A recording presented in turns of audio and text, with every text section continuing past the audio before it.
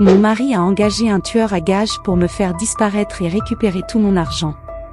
Quelques jours plus tard, j'ai simulé ma mort, et il n'aurait jamais imaginé ce que j'étais capable de faire pour me venger de toute sa méchanceté. Mary Johnson sortait du bâtiment de son buffet d'avocat avec un sentiment d'accomplissement, mais au fond, elle ne pouvait pas dissimuler le malaise croissant qu'elle ressentait. Elle avait gagné une affaire importante, une qui lui assurait plus de prestige et une prime substantielle. Autour d'elle, les applaudissements de ses collègues et les tapes dans le dos semblaient résonner d'un écho vide. Sur son visage, un sourire répété, mais son esprit vagabondait vers Roberto, son mari, qui, ces derniers mois, semblait être devenu un étranger. Ce soir-là, Mary est arrivée chez elle plus tôt que d'habitude. La résidence, un duplex élégant dans un quartier exclusif, était silencieuse. Les lumières étaient allumées dans le salon, mais Roberto n'était pas dans son fauteuil habituel. Son manteau était sur le dossier du canapé, et un verre de whisky à moitié fini reposait sur la table en verre. « Roberto » appela-t-elle d'une voix ferme. Depuis la cuisine, le bruit métallique d'une clé fermant la porte du réfrigérateur se fit entendre. Roberto apparut, impeccable comme toujours, avec sa chemise parfaitement repassée et ses cheveux peignés en arrière. Il y avait quelque chose dans son sourire qui fit naître un nœud dans l'estomac de Mary. « Tu es rentré tôt » dit Roberto avec un ton léger, bien que ses yeux semblaient la mesurer. « J'ai clôturé l'affaire plus tôt que prévu. »« Je pensais que nous pourrions dîner ensemble, comme avant » répondit-elle en posant son sac sur une chaise et en déboutonnant ses talons. Roberto marqua une brève pause, comme s'il évaluait la proposition, puis acquiesça. « Bien sûr, laisse-moi commander quelque chose. Je n'ai pas eu le temps de cuisiner. » Tandis que Roberto prenait son téléphone, Mary l'observait avec un mélange d'affection et quelque chose de plus sombre. Cette expression distante qu'il avait adoptée récemment l'inquiétait. Les petits mensonges qu'elle avait détectés dans ses mots et son absence constante avaient commencé à éroder la confiance qui avait autrefois été le pilier de leur mariage. Ce soir-là, alors qu'il dînait des sushis devant la télévision, Mary tenta de briser la glace. « Comment va le club ? Beaucoup de monde dernièrement ? » demanda-t-elle, feignant le désintérêt. Roberto, occupé avec son assiette, répondit sans la regarder. « Bien. Les gens ne cessent jamais de sortir. Il y a toujours quelque chose à célébrer. Je suis contente de l'entendre. Tu sembles être si occupé ces derniers temps, je te vois presque jamais. » Roberto leva les yeux un instant, une étincelle d'irritation traversa son regard avant qu'il ne la masque avec un sourire. « Tu sais comment c'est, je travaille dur maintenant pour que nous puissions être tranquilles plus tard. » Mary acquiesça, mais son esprit n'était pas convaincu. Le dîner se termina dans un silence gênant. Quand Roberto se retira dans la chambre, elle resta dans le salon avec son ordinateur portable, prétendant vérifier ses courriels. La curiosité la poussa à regarder le téléphone de Roberto, qu'il avait laissé négligemment sur la table. Elle connaissait le mot de passe, il fut un temps où ils partageaient tout sans réserve. Mary ouvrit le téléphone et navigua rapidement à travers les messages récents. L'un en particulier attira son attention, un échange avec quelqu'un enregistré sous le nom de P. Le message disait « Tout est prêt pour demain. Souviens-toi, il ne peut y avoir d'erreur. » Le cœur de Mary se mit à battre plus vite. De quoi parlait-il ? Le message était cryptique, mais il y avait quelque chose dans son ton qui la rendait vulnérable. Roberto n'avait jamais été un homme de secret, du moins, c'est ce qu'elle croyait. Elle ferma le téléphone immédiatement lorsqu'elle entendit les pas de Roberto revenir.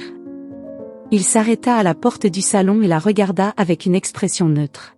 « Tu travailles encore ? » demanda-t-il d'un ton qui sonnait presque accusateur. « Oui, quelque chose à vérifier, » dit Mary en fermant précipitamment l'ordinateur portable. Roberto acquiesça et retourna dans la chambre sans dire un mot de plus.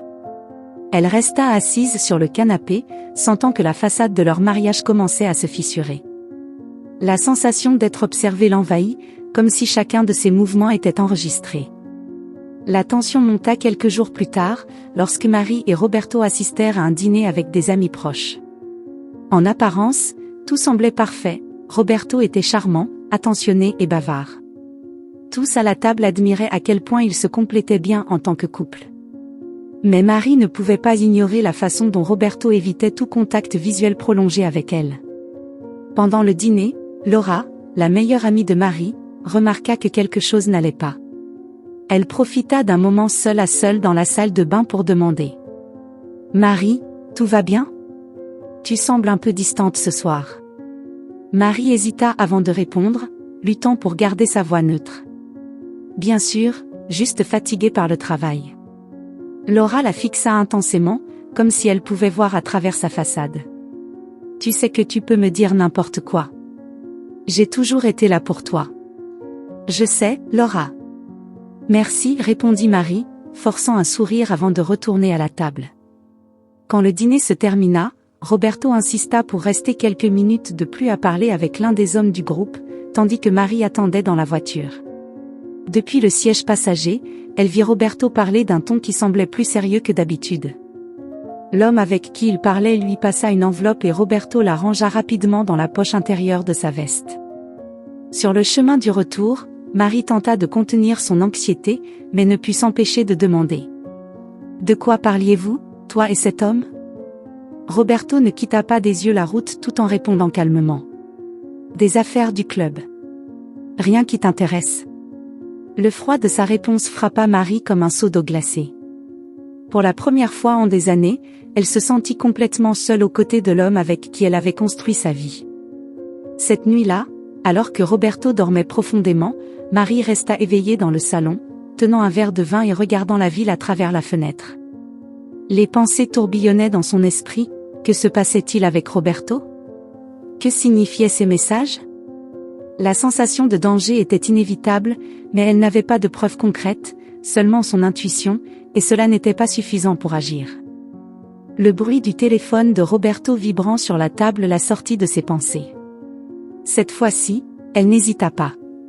Elle vérifia l'écran et vit un message de « P, demain est le jour ». Ne faillit pas. La peur et la confusion l'envahirent. Elle décida de ne pas le confronter, du moins pas encore. Elle avait besoin d'en savoir plus avant de tirer des conclusions. Mais au plus profond d'elle-même, une vérité sombre commençait à émerger, Roberto n'était pas l'homme qu'elle croyait connaître. À cet instant, alors que la ville continuait sa routine nocturne, Marie prit la décision de se protéger, bien qu'elle ne sût pas encore comment. L'homme qui dormait dans la chambre à côté n'était plus son mari, il était une énigme, et chaque pas qu'elle ferait désormais serait marqué par un danger qu'elle commençait à peine à entrevoir. Le son persistant du réveil a rempli la chambre, mais Maria était déjà réveillée. Elle avait passé la nuit blanche, incapable de se détacher des pensées qui envahissaient son esprit. À chaque fois qu'elle fermait les yeux, les mots du message de « P » résonnaient comme un écho inquiétant, « Demain est le jour. » Ne échoue pas. Elle regarda Roberto, qui dormait paisiblement à ses côtés.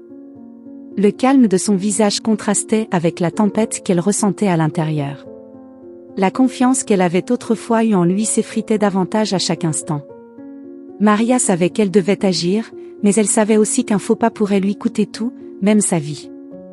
En arrivant au bureau, Maria tenta de se concentrer sur ses dossiers. Son assistante, Elena, remarqua sa distraction et fit un commentaire anodin. « On dirait que tu n'as pas bien dormi.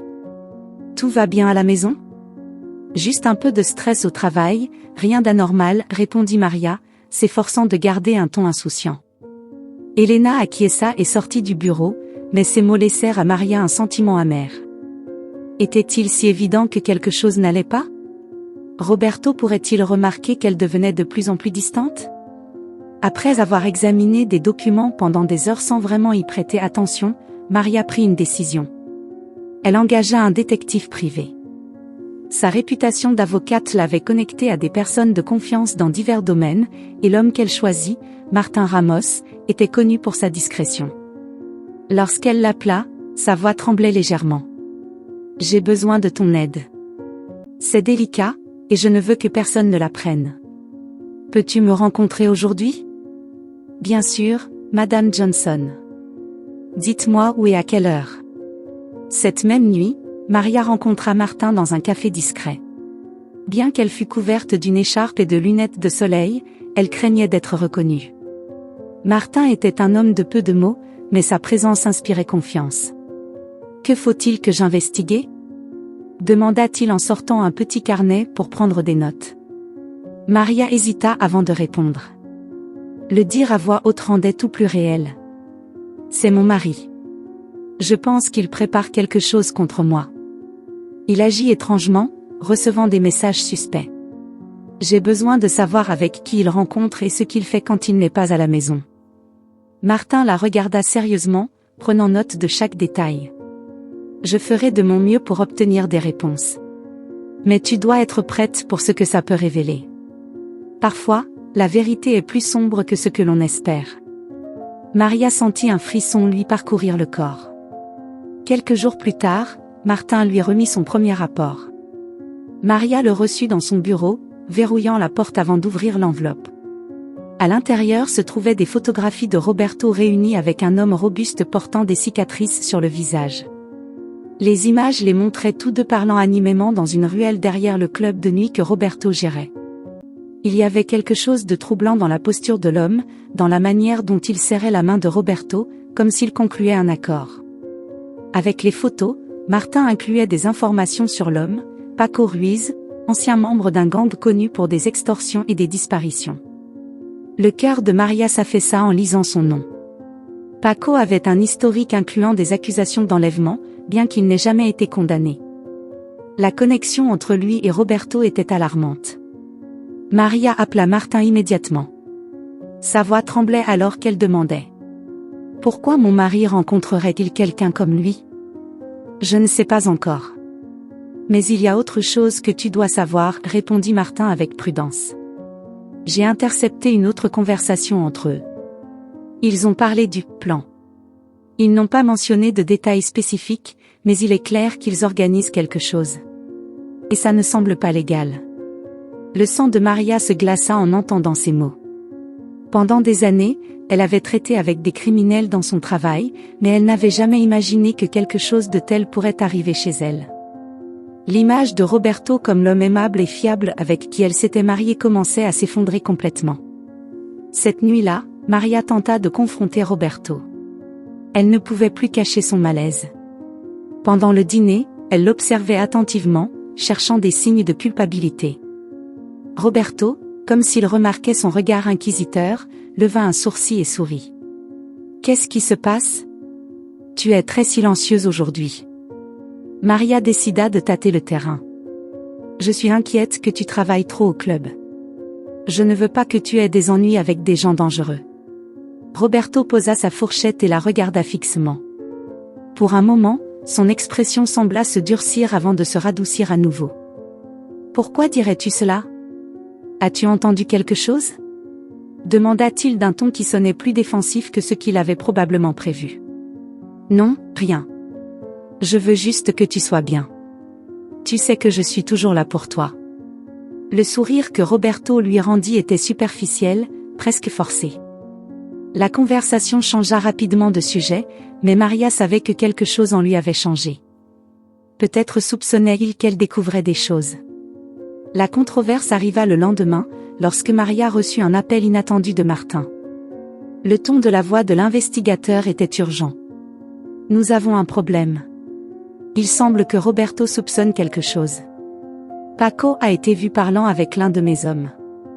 Je suis sûre que ce n'était pas un hasard. » Maria sentit le sol se dérober sous ses pieds. « Qu'est-ce que cela signifie ? Suis-je en danger ? Je ne suis pas sûre. Mais si Roberto est au courant que tu l'investiguais, il pourrait accélérer son plan. Tu dois être très prudente. Et, Maria, je pense que tu devrais envisager d'impliquer la police. » Le conseil résonna dans son esprit pendant des heures. Au fil des jours, la tension chez elle devenait insupportable. Roberto se montrait plus attentionné, presque comme s'il essayait de la distraire. Il lui apportait des fleurs, l'invitait à des dîners romantiques, mais Maria savait que tout était une façade. Derrière cette gentillesse, il y avait quelque chose de sombre, quelque chose qu'elle devait démasquer avant qu'il ne soit trop tard. Cette nuit-là, alors que Maria examinait à nouveau les documents de Martin, elle trouva un détail qui lui avait échappé auparavant. Roberto avait effectué des transferts substantiels sur un compte anonyme quelques semaines plus tôt. Les dates coïncidaient avec ses réunions avec Paco. Maria sentait que le temps lui échappait. Sa vie, son avenir, tout était en jeu, et l'homme avec qui elle partageait son lit pourrait être sa plus grande menace. La tempête qui avait commencé avec des messages et des réunions clandestines était sur le point d'éclater. Maria savait que la trahison n'était pas seulement réelle, mais qu'elle pourrait être mortelle. L'aube apporta avec elle une décision cruciale pour Maria. La veille au soir, après des heures de délibération, elle était arrivée à une conclusion, elle ne pouvait plus continuer seule. Le danger était imminent, et son instinct de survie l'avait finalement poussée à franchir une limite qu'elle n'aurait jamais imaginé devoir franchir. Ce matin-là, avec un mélange de peur et de détermination, elle se rendit au commissariat. Au poste de police, l'inspecteur en charge, Daniel Gomez, était un homme expérimenté, connu pour sa patience et son habileté à gérer des affaires compliquées. Lorsque Maria entra dans son bureau, il la salua avec un regard mêlant respect et curiosité. Il savait qui elle était, son nom était connu dans les cercles juridiques, et il ne pouvait ignorer l'aura de tension qui émanait d'elle. « Madame Johnson, en quoi puis-je vous aider ?» demanda Gomez en désignant la chaise face à son bureau. Maria prit une profonde inspiration avant de répondre. Chaque mot qu'elle s'apprêtait à prononcer la rapprochait un peu plus de la vérité, mais aussi du danger. « Je crois que mon mari prévoit de me tuer, » lâcha-t-elle, sans détour. Le silence qui suivit fut oppressant. Gomez la fixa intensément, évaluant ses paroles et son expression. « Avez-vous des preuves de ce que vous avancez ?» demanda-t-il d'un ton calme mais ferme. Maria ouvrit son sac et déposa sur le bureau le rapport de Martin, les photographies et les messages qu'elle avait découverts dans le téléphone de Roberto. Gomez prit le temps de parcourir les documents, hochant légèrement la tête en lisant. « C'est sérieux. Si ce que vous dites est vrai, nous devons agir avec précaution. Un faux mouvement pourrait l'alerter. Êtes-vous prête à collaborer avec nous ?» demanda Gomez, regardant Maria droit dans les yeux. « Je ferai tout ce qu'il faut pour l'arrêter. Mais je dois m'assurer qu'il ne puisse pas s'échapper. S'il découvre que je sais quelque chose, je ne sais pas ce qu'il pourrait me faire, » répondit Maria, la voix tremblante. Le plan commença à se dessiner dès cet après-midi-là. Gomez réunit son équipe et ils discutèrent des stratégies possibles. La priorité était d'obtenir des preuves plus solides pouvant tenir devant un tribunal. Bien que les enregistrements et les photos soient un bon début, ils avaient besoin d'une confirmation explicite des intentions de Roberto. Pour cela, ils décidèrent d'infiltrer un informateur dans les réunions entre lui et Paco. Maria observait en silence pendant que les agents discutaient des détails. La sensation d'être au centre d'une opération policière était surréaliste, mais elle savait qu'elle n'avait pas d'autre choix. Sa sécurité dépendait d'eux. Que se passera-t-il s'il découvre l'informateur ? demanda Maria, incapable de dissimuler son inquiétude. C'est un risque qui existe toujours, mais nous sommes préparés à le gérer. Notre travail est de nous assurer que vous soyez protégés en toutes circonstances, répondit Gomez d'un ton rassurant. Bien que les paroles de l'inspecteur tentaient de la réconforter, Maria ne pouvait ignorer l'inquiétude grandissante en elle. Tout ce en quoi elle avait cru pendant des années, son mariage, sa vie, s'effondrait sous ses yeux. Quelques jours plus tard, la police parvint à infiltrer l'informateur, un homme nommé Ernesto, dans le cercle de confiance de Paco. Ernesto, avec son allure rude et son talent pour gagner la confiance des hommes dangereux, commença à travailler en tant que faux collaborateur dans les opérations de Paco. Les premiers enregistrements qu'il remit révélèrent des détails alarmants. Dans une conversation capturée, Paco et Roberto parlaient ouvertement du « plan ». Tout est prêt. Il ne reste plus qu'à la faire s'habituer à la routine. Elle ne soupçonne rien, elle est bien trop naïve, disait Roberto d'un ton glacial que Maria peinait à reconnaître. Tu es sûr qu'il n'y aura pas de problème ? Je ne veux pas que quelque chose tourne mal et qu'on soit compromis, répondit Paco d'un ton de mise en garde. Fais-moi confiance. Tout se déroulera comme prévu.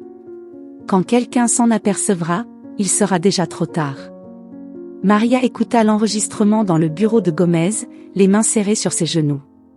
Chaque mot était un poignard qui transperçait l'image qu'elle avait construite de Roberto. Elle ressentait un mélange de peur et de colère, mais surtout une profonde tristesse. Cet homme, celui qui lui avait promis un amour éternel, parlait de sa vie comme d'un simple obstacle à éliminer. Cela suffit pour aller de l'avant avec l'opération, dit Gomez en éteignant le magnétophone. Mais je dois vous prévenir, ce sera dangereux. Êtes-vous certaine de vouloir continuer? Maria leva les yeux, son regard rempli de détermination. Je n'ai pas le choix. Si nous ne l'arrêtons pas maintenant, il accomplira son objectif. La controverse éclata lorsque l'équipe décida que Maria devait participer activement à l'opération. L'idée était d'enregistrer une conversation entre elle et Roberto, où elle, sans le confronter directement, le pousserait à révéler davantage de détails sur son plan. Gomez savait que c'était risqué, mais c'était aussi le meilleur moyen d'obtenir un aveu direct. Maria était terrifiée. L'idée d'affronter Roberto, sachant ce qu'il prévoyait, était écrasante. Mais sa peur se transforma en colère en repensant aux enregistrements. Il la voyait comme un objet jetable, un obstacle à éliminer. Elle n'était pas prête à le laisser faire.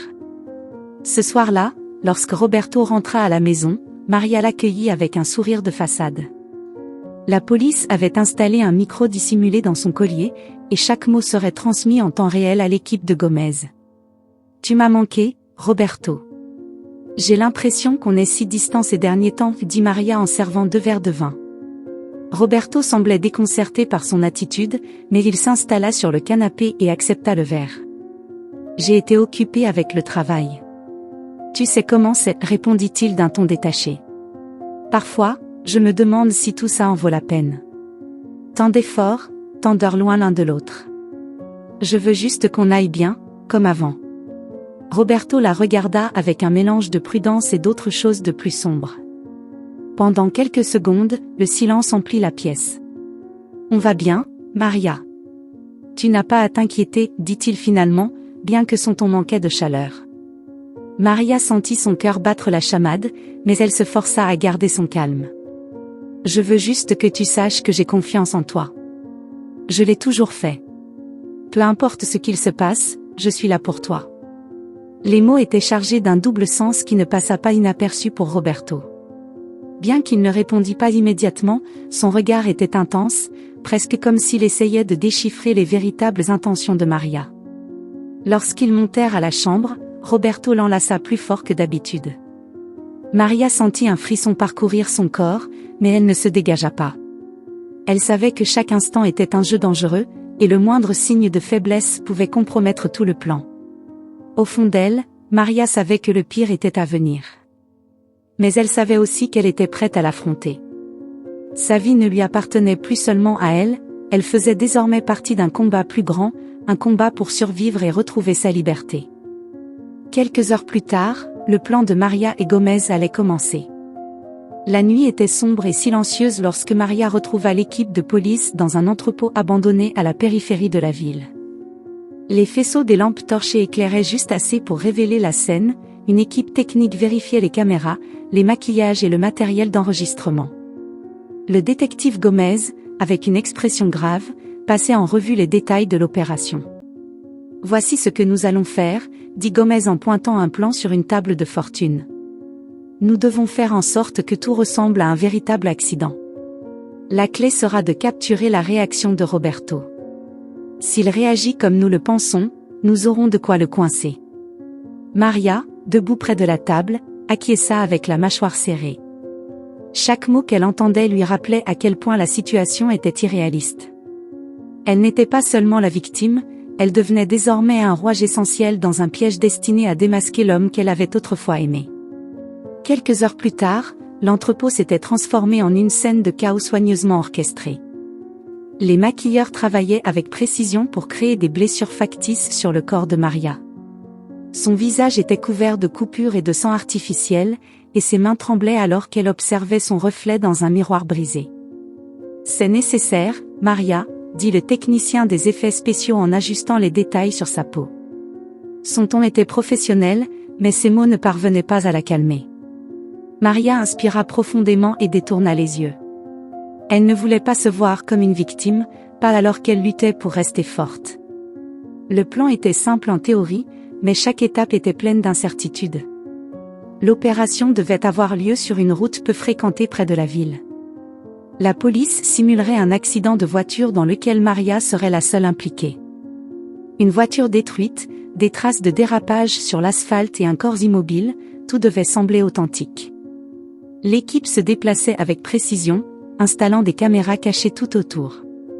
Maria était allongée sur le sol, recouverte d'un drap, tandis que les techniciens vérifiaient les derniers détails. Le détective Gomez s'agenouilla à côté d'elle et lui parla à voix basse. « Tu es sûr de vouloir faire ça ? On peut encore tout arrêter. On n'a pas le choix. » « Cela doit marcher, » répondit Maria, bien que sa voix tremblait légèrement. Gomez hocha la tête et se releva. Maria ferma les yeux et essaya de calmer sa respiration. Elle entendait au loin le bruit des voitures et les murmures de l'équipe en train de travailler. Chaque seconde semblait une éternité. Lorsque tout fut prêt, Gomez passa un appel anonyme au club nocturne où Roberto travaillait. Le message était clair, Maria avait eu un accident et était dans un état critique. La réaction de Roberto serait cruciale. S'il était vraiment impliqué dans un complot contre elle, sa réponse le trahirait. Depuis une camionnette proche, l'équipe de police surveillait les caméras. Maria, toujours immobile au sol, portait un micro dissimulé qui capterait tout ce qui serait dit à proximité. Gomez observait les écrans, le visage fermé, attendant l'arrivée de Roberto. Quand Roberto arriva sur les lieux, sa voiture freina brusquement au milieu de la route. Il sortit précipitamment, mais au lieu de courir vers l'accident supposé, il s'arrêta à quelques mètres, observant la scène. Son expression était difficile à décrypter, il n'y avait ni désespoir, ni réelle inquiétude, seulement un calme glacial. « C'est tout ?» murmura-t-il pour lui-même, mais sa voix fut captée par les micros. L'équipe dans la camionnette retint son souffle. Roberto s'approcha lentement du corps de Maria, ses pas résonnant dans la nuit. « Alors au final, je n'ai même pas eu besoin d'agir, » dit-il avec un sourire en coin. Ces mots étaient comme un couteau tranchant l'air. Il sortit ensuite son téléphone et composa un numéro. « Paco, tout est réglé. Ça ne s'est pas passé comme prévu, mais c'est encore mieux. Maintenant, il ne reste plus qu'à attendre que tout se calme, et on pourra continuer. » Dans la camionnette, Gomez fit un signe aux agents. C'était suffisant. Les enregistrements audio et vidéo confirmaient ce qu'ils avaient soupçonné depuis le début. Non seulement Roberto n'avait aucun remords, mais il semblait presque célébrer la situation. Les agents se déplacèrent rapidement, encerclant Roberto avant qu'il ne puisse réagir. Il tenta de résister, mais fut maîtrisé facilement. Maria, toujours allongée au sol, ouvrit lentement les yeux et se redressa avec l'aide d'un officier. Son corps tremblait, mais pas à cause du froid de la nuit, plutôt de l'intensité du moment. Roberto la regarda, incrédule, alors qu'on lui passait les menottes. « Toi. C'est un piège. Tu n'as pas le droit de me faire ça. » cria-t-il, la voix pleine de rage. Maria s'approcha lentement, le regard fixé sur lui. Elle avait les larmes aux yeux, mais aussi une force que Roberto n'avait jamais vue auparavant. « C'est toi qui m'as fait ça, Roberto. Je me suis seulement assurée que tu en assumes les conséquences, » dit-elle d'une voix ferme. Roberto tenta de parler, mais les agents le poussèrent dans la voiture de police. Sa silhouette disparut dans l'obscurité, laissant Maria seule près du faux décor d'accident. Gomez s'approcha d'elle et posa une main sur son épaule. « Tu as fait ce qu'il fallait. Ce ne sera pas facile, mais maintenant tu es en sécurité. » Maria hocha la tête, bien qu'elle ne soit pas sûre que ces mots soient vrais. Elle avait remporté une bataille, mais le prix qu'elle avait payé était bien plus élevé qu'elle ne pouvait le supporter à cet instant. Elle regarda la voiture détruite et les caméras, se demandant si elle pourrait un jour retrouver la vie qu'elle avait perdue. Alors que l'opération touchait à sa fin, un officier s'approcha avec un téléphone à la main. « Maria, vous devriez écouter ça. » C'était un message vocal laissé par Paco. Son ton était moqueur, presque comme s'il savait qu'il était enregistré. « Vous croyez que tout est fini, mais ce n'est que le début. Roberto n'était pas seul, et vous non plus, vous ne le serez pas. » Le message laissa tout le monde silencieux. Gomez fronça les sourcils et regarda Maria. « Ce n'est pas terminé. Nous allons devoir nous préparer pour la suite. » Maria regarda au loin, sentant que son combat ne faisait que commencer. Les ombres entourant Roberto étaient plus profondes qu'elle ne l'avait imaginé, et maintenant elle savait que sa vie ne serait plus jamais la même. Quelques heures plus tard, la tension dans la salle d'interrogatoire était palpable.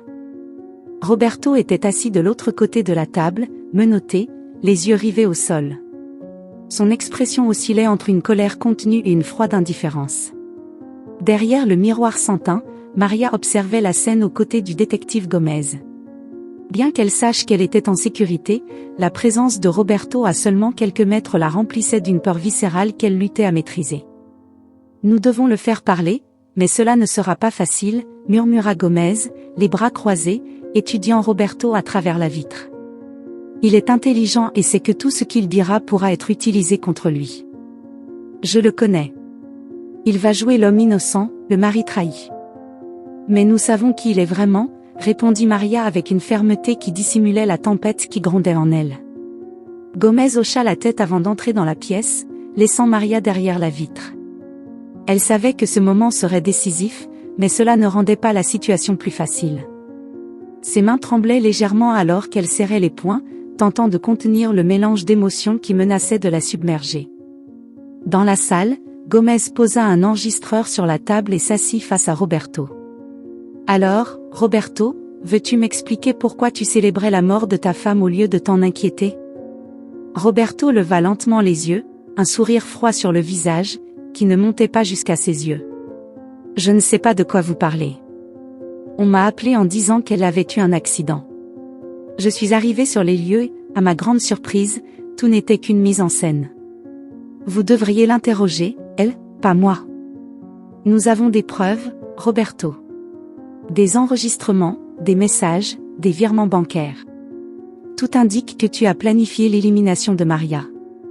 Et tu n'étais pas seul. Nous voulons les noms de tes complices. » Roberto se pencha en avant, sa voix basse et chargée de venin. « Des preuves circonstancielles. Rien qu'un bon avocat ne puisse démonter. Et quant à mes complices, je ne sais pas de quoi vous parlez. Peut-être devriez-vous chercher parmi les gens de confiance de Maria. Peut-être qu'elle n'est pas aussi innocente qu'elle veut vous le faire croire. » Gomez resta calme, mais Maria, derrière la vitre, sentit son cœur s'emballer. La manipulation de Roberto était calculée, et sa capacité à changer le récit était terrifiante. Pendant un instant, elle se rappela pourquoi elle était tombée amoureuse de lui, son charisme, sa confiance en lui. Désormais, ces mêmes qualités faisaient de lui un homme si dangereux. Plus tard, dans une autre pièce, Maria s'assit face à Gomez et l'équipe d'enquête. Sur la table se trouvait un rapport détaillé contenant les enregistrements de Roberto et son historique financier. Chaque page était un rappel cruel de la vie qu'elle avait partagée avec un homme qui l'avait trahi de la manière la plus profonde. Paco est notre priorité maintenant. Nous savons qu'il était impliqué dans le plan, mais ce message vocal qu'il a laissé implique qu'il y a d'autres personnes en jeu. Cela pourrait être plus vaste que ce que nous pensions, expliqua Gomez en montrant des annotations dans le rapport. Qu'est-ce que cela signifie pour moi? Attraper Roberto ne suffit pas? Demanda Maria, la voix empreinte de fatigue. Roberto n'est qu'une pièce du puzzle. Si Paco a d'autres alliés, il pourrait tenter quelque chose contre vous. Nous devons garantir votre sécurité pendant que nous continuons à enquêter. Maria acquiesça, bien que l'idée de vivre sous surveillance constante la fasse se sentir encore plus prisonnière. Elle avait rêvé du moment où Roberto serait arrêté, pensant que ce serait la fin de son cauchemar. Mais elle réalisait maintenant que ce n'était que le début. Ce soir-là, dans la solitude d'une chambre sécurisée mise à disposition par la police, Maria tenta de digérer tout ce qui se passait. Les murs étaient froids et dépourvus de toute décoration, un contraste frappant avec la maison qu'elle avait partagée avec Roberto. Assise au bord du lit, elle tenait son téléphone entre ses mains. Elle décida d'appeler Laura, sa meilleure amie.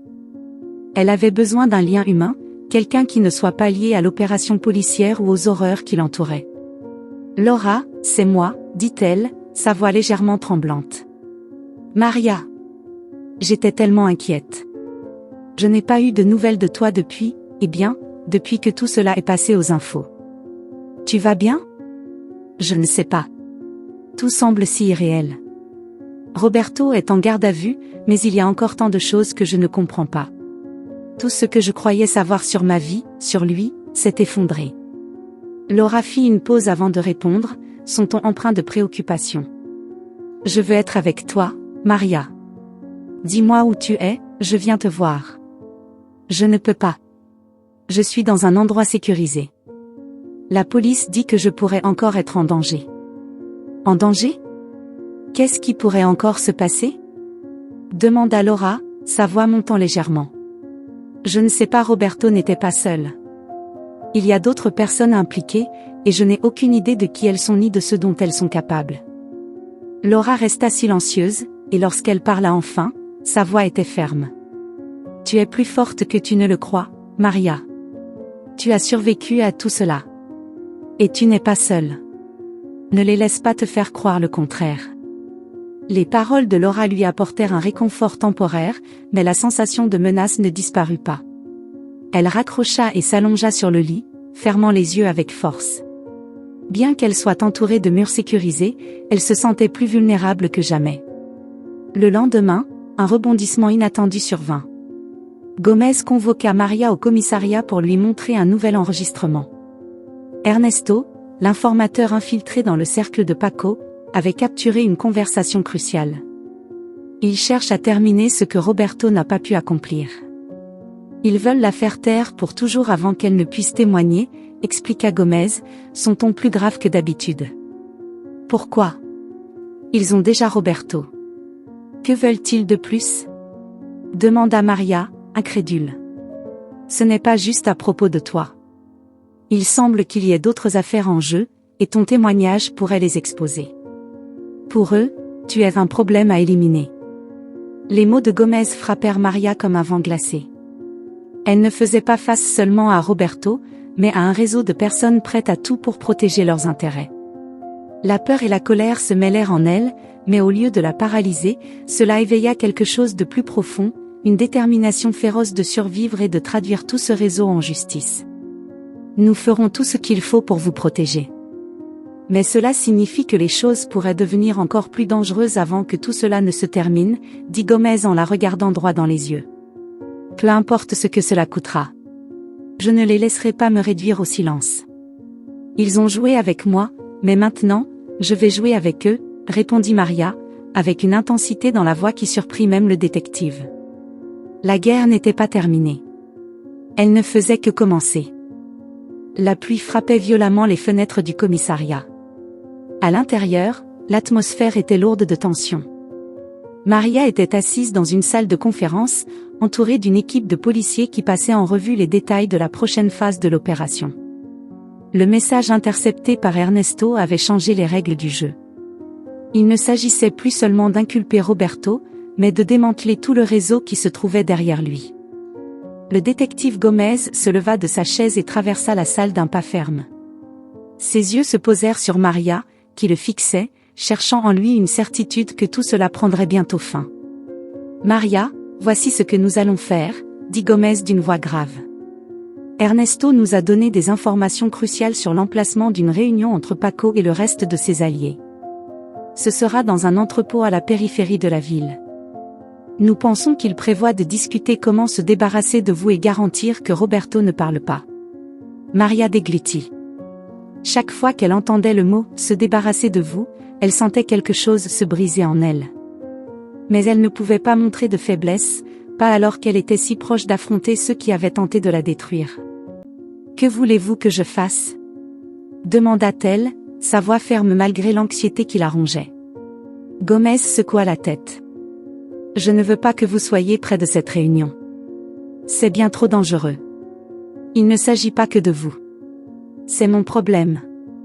Je ne resterai pas assise à attendre pendant que d'autres risquent leur vie pour quelque chose que j'ai déclenché, répondit Maria en se levant de sa chaise.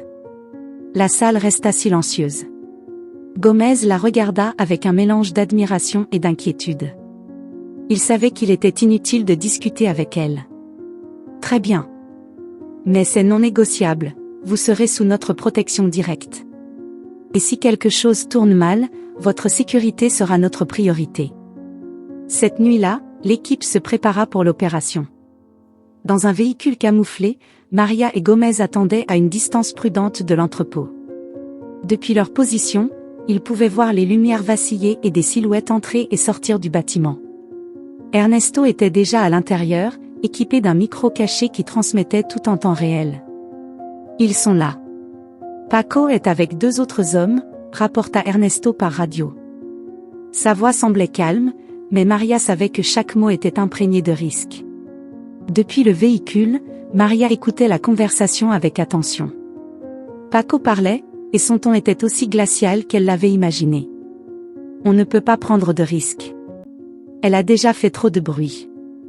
Si elle témoigne, elle ne fera pas seulement tomber nous 2, mais tout le réseau. Il faut en finir, et vite.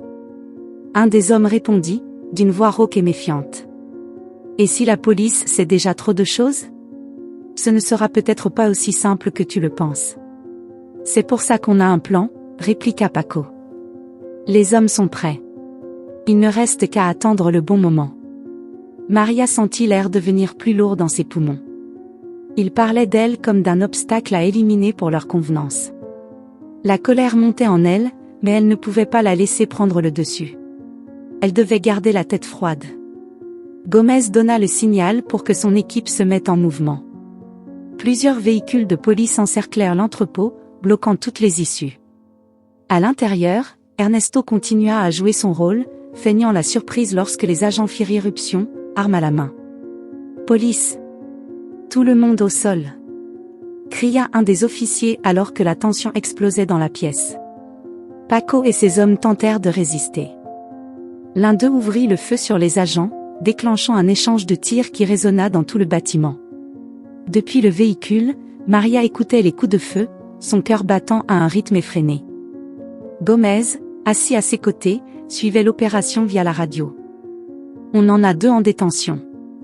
Paco résiste, mais il ne pourra pas aller loin, informa un des agents. L'affrontement dura plusieurs minutes avant que les policiers ne parviennent à maîtriser Paco et les autres hommes. Quand tout fut terminé, le silence envahit l'espace, uniquement brisé par le bruit des menottes et les ordres des agents. Paco fut emmené au commissariat, où il fut placé dans une cellule séparée de Roberto. Maria, encore sous le choc de l'intensité de l'opération, décida de le voir.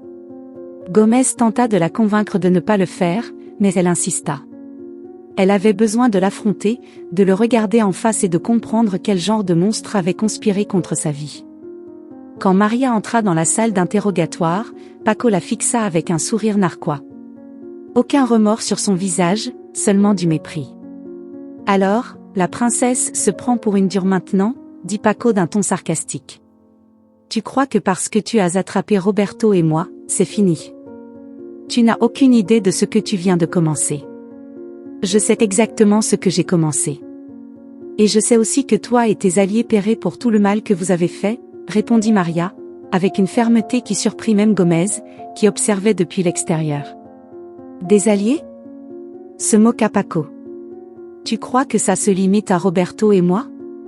Il y a des gens bien plus puissants que nous, des gens qui n'hésiteront pas à te détruire si tu continues à te mêler de ce qui ne te regarde pas. Maria le fixa, laissant ses paroles s'imprimer en elle. Elle ne laisserait pas Paco l'intimider. Alors eux aussi tomberont. Parce que je ne m'arrêterai pas tant que tout ne sera pas terminé, dit-elle avant de se lever et de sortir de la pièce. Cette nuit-là, alors que Maria retournait dans sa chambre sécurisée, le sentiment de danger ne disparut pas. Elle savait qu'elle avait remporté une bataille importante, mais les mots de Paco résonnaient encore dans son esprit. Ce n'était pas terminé. Il y avait d'autres personnes impliquées, d'autres secrets à découvrir. Et même si le chemin s'annonçait effrayant, elle était décidée à l'affronter. Elle regarda par la fenêtre, observant les lumières de la ville au loin. Elle était plus seule que jamais, mais aussi plus déterminée.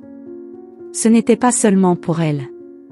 C'était pour toutes les personnes qui avaient été réduites au silence, pour ceux qui n'avaient jamais eu la chance de se battre. Et elle savait qu'elle ne s'arrêterait pas tant que la vérité ne serait pas révélée. La lumière des écrans illuminait la petite salle où l'équipe d'enquête examinait les derniers enregistrements obtenus après l'arrestation de Paco. Sur les enregistrements, on entendait des noms, des adresses et des fragments de conversations révélant une organisation bien plus vaste que ce que quiconque aurait pu imaginer. Chaque mot montrait clairement que le réseau de corruption et de crime organisé ne s'arrêtait pas à Roberto et Paco. Il y avait quelque chose de plus profond, une structure conçue pour fonctionner dans l'ombre. Maria était assise à côté de Gomez, sentant le poids de chaque révélation. Par moments, la colère et la peur menaçaient de l'étouffer, mais elle savait qu'il n'y avait pas de retour en arrière possible. Nous avons de nouveaux noms. Certains d'entre eux sont liés à des entreprises et à des contrats gouvernementaux. Ce n'est pas qu'une simple tentative de meurtre, Maria. Cela pourrait être le début de quelque chose de beaucoup plus grand, expliqua Gomez en désignant l'écran. Et que fait-on maintenant ? Demanda Maria, sa voix maîtrisée mais teintée d'urgence. La première chose, c'est de vous protéger. Vous êtes une cible, non seulement parce que vous étiez leur objectif initial, mais parce qu'ils savent maintenant que vous avez assez d'informations pour les faire tomber. Maria hocha la tête, bien que la sensation de danger constant ne lui fût plus étrangère. Elle regarda l'écran, où un nom en particulier ressortait dans les registres, David Velasco. L'image de l'homme, avec son visage soigné et son allure élégante, la frappa comme un éclair. Velasco n'était pas seulement un homme d'affaires influent avec des connexions politiques, il était aussi son beau-père. L'air sembla devenir plus lourd tandis que Maria assimilait cette découverte. Sa relation avec Velasco avait toujours été distante, marquée par son attitude froide et autoritaire, mais jamais elle n'aurait imaginé qu'il puisse être impliqué dans quelque chose de tel. Velasco ne peut pas être impliqué, murmura-t-elle, plus pour elle-même que pour Gomez. Vous le connaissez ? Demanda Gomez, remarquant le changement dans son expression. Maria hocha lentement la tête. C'est mon beau-père. Il a été marié à ma mère pendant des années. Il a toujours été un homme réservé, autoritaire, mais je n'aurais jamais cru qu'il était capable de ça. Le silence qui suivit fut chargé de tension. Gomez la regarda avec sérieux, évaluant ce qu'il venait d'entendre. Cela complique les choses. Si Velasco est impliqué, cela devient personnel. Nous devons agir rapidement avant qu'il n'efface ses traces. L'urgence de la situation poussa l'équipe à intercepter les communications de Velasco. Ce qu'ils entendirent confirma le pire. Dans l'un des appels captés, Velasco parlait avec une personne dont la voix fut immédiatement reconnaissable pour Maria, sa mère. Tout devient compliqué. Maria est trop impliquée. Nous ne pouvons pas laisser cela éclater au grand jour, sinon nous sommes tous perdus, disait Velasco d'un ton autoritaire. Je te l'avais dit, David. Je t'avais dit qu'il fallait agir plus tôt. Mais tu as hésité, et maintenant tout est hors de contrôle, répondit sa mère avec une froideur qui glaça Maria. Maria sentit le sol se dérober sous ses pieds. Sa propre mère, la femme qui aurait dû la protéger, complotait avec Velasco pour la détruire. Ce n'est pas possible, murmura-t-elle, ses mains tremblantes en écoutant le reste de la conversation. Nous pouvons encore régler ça, poursuivit Velasco. Si nous réussissons à la faire disparaître avant qu'elle ne témoigne, tout se calmera. Roberto est déjà hors jeu. Maintenant, elle est le seul obstacle. Maria détourna les yeux de l'écran, incapable d'écouter davantage. Gomez l'observa avec inquiétude et posa une main sur son épaule. Je sais que c'est beaucoup, mais nous avons besoin que vous restiez forte. Ce qu'ils viennent de dire est suffisant pour les inculper. Nous pouvons agir, mais ce sera risqué. Ma mère ? Murmura Maria, à peine audible. Pendant tout ce temps, elle savait, elle était avec eux. Nous allons les arrêter. Cela ne concerne pas seulement eux. C'est pour tout ce que vous avez enduré. Nous ne laisserons pas cela impuni. Cette nuit-là, l'équipe organisa une opération dans le manoir de Velasco, où il pensait qu'il conservait encore des documents incriminants. L'opération était empreinte de tension, non seulement à cause de l'ampleur de l'affaire, mais aussi des implications personnelles pour Maria. Elle se trouvait dans une camionnette stationnée à proximité, observant tout en temps réel grâce aux caméras. Lorsque les agents pénétrèrent dans la propriété, ils trouvèrent Velasco et sa mère en pleine dispute. Les documents étaient étalés sur une table, révélant des contrats, des transferts et un réseau d'activités illégales. C'est une erreur. Vous n'avez rien contre moi, cria Velasco alors que les agents lui passaient les menottes. Et que comptez-vous faire d'elle ?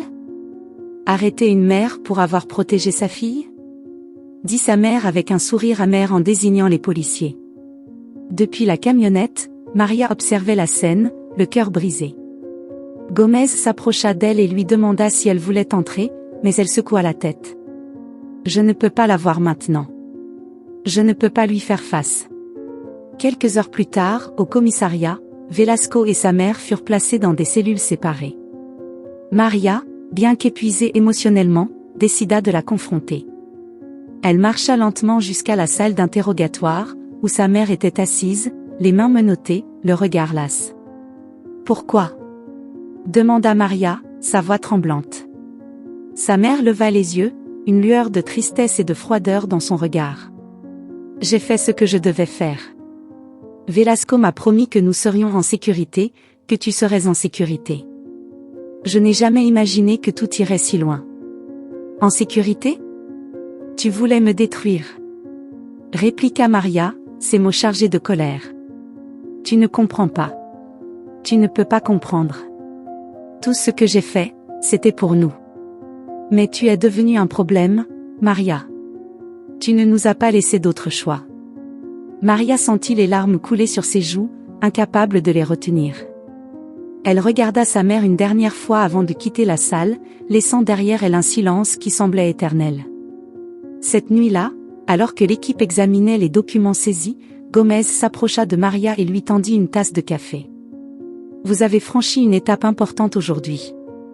Ce ne sera pas facile, mais nous sommes plus proches de mettre fin à tout cela. » Maria hocha la tête, bien que les paroles réconfortantes aient peu d'effet sur sa douleur.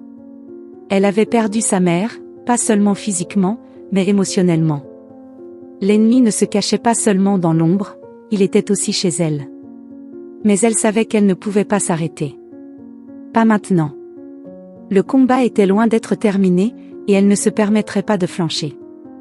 Quelques jours plus tard, le jour du procès était arrivé. La salle d'audience était bondée. La tension était palpable dans chaque recoin, tandis que des murmures emplissaient l'air autour de Maria, assise aux côtés des procureurs. C'était le moment tant attendu, l'heure de faire face à Roberto, Paco, Velasco et, le plus difficile, à sa propre mère. La montagne de preuves accumulées par la police, des enregistrements aux documents saisis, avait fait de cette affaire un sujet d'intérêt national.